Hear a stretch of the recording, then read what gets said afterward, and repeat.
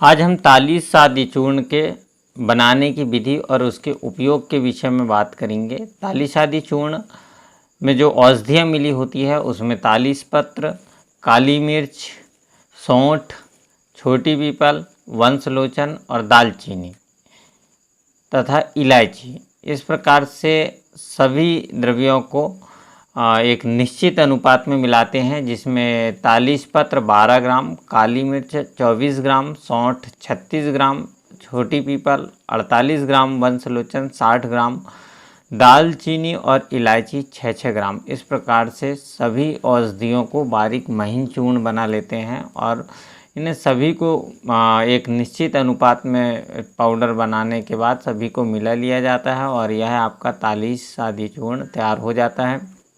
तालीस शादी चूर्ण को सूखी खांसी के लिए विशेष रूप से प्रयुक्त किया जाता है। सूखी खांसी में इसे दिया जाता है तो लाभकारी सिद्ध होता है। इसे देने के लिए आप 2.5 ग्राम देते हैं या फिर 5 ग्राम तक भी इसका उपयोग किया जा सकता है, पर सामान्य रूप से 1 से 2 ग्राम प्रयोग करेंगे आप तो आपको लाभ होने लगता है। सूखी खांसी के लिए यह रामबाण औषधि होती है। तालीस शादी चूर्ण का प्रयोग यदि आपको कॉन्स्टिपेशन है साथ में तो आप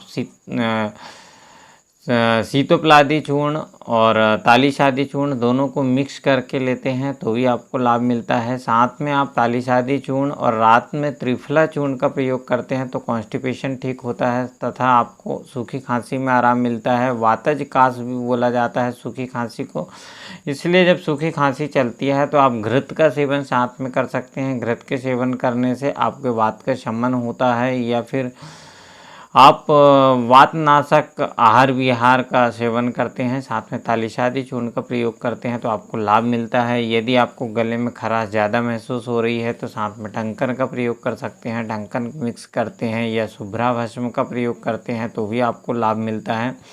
इस प्रकार से आप औषधियों को मिक्स करके भी ले सकते हैं, पर आप तालीस शादी चूर्ण को अकेले भी लेते हैं शहद के साथ तो आपको फ़ायदा होने लगता है। और इन सभी औषधियों को मिक्स करके आप तालीस शादी चूर्ण बना सकते हैं और लाभ ले सकते हैं। और सूखी खांसी के लिए यह विशेष योग होता है जो आपको लाभ अवश्य देगा। आज के लिए इतना ही।